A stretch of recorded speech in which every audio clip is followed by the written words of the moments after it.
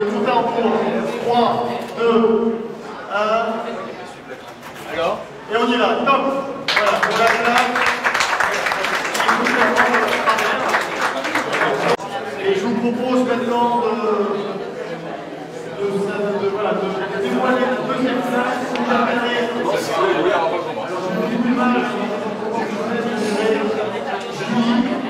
L'accordeur, c'est l'aboutissement d'un long projet?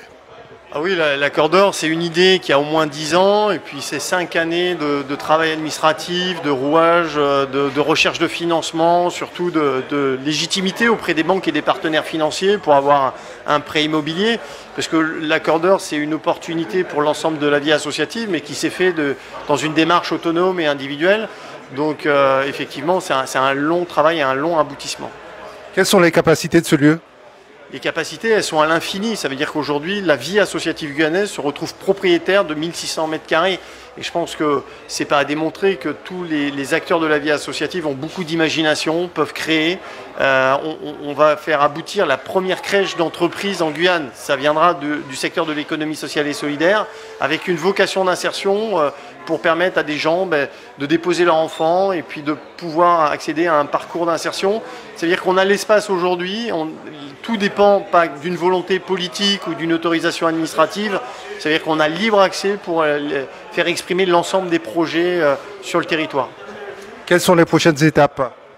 Maintenant, on va essayer de consolider ce projet à travers la crèche qui est une prochaine étape. Et puis il y a la conciergerie, ça veut dire qu'on va créer une entreprise d'insertion qui aura vocation à répondre aux besoins des associations dans une dynamique de coopération. La coopération, c'est quelque chose de fort à créer sur notre territoire.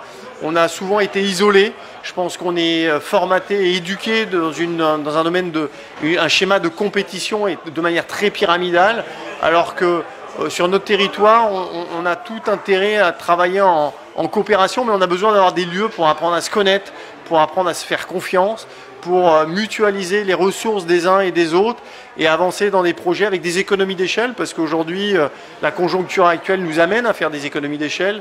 Mais la légitimité aujourd'hui, c'est de démontrer à des partenaires politiques, comme la collectivité territoriale de Guyane ou les services de l'État, qu'on est des acteurs responsables, générateurs d'activités économiques et qui ont toute légitimité aujourd'hui dans la société guyanaise à créer de l'emploi, à créer de la richesse.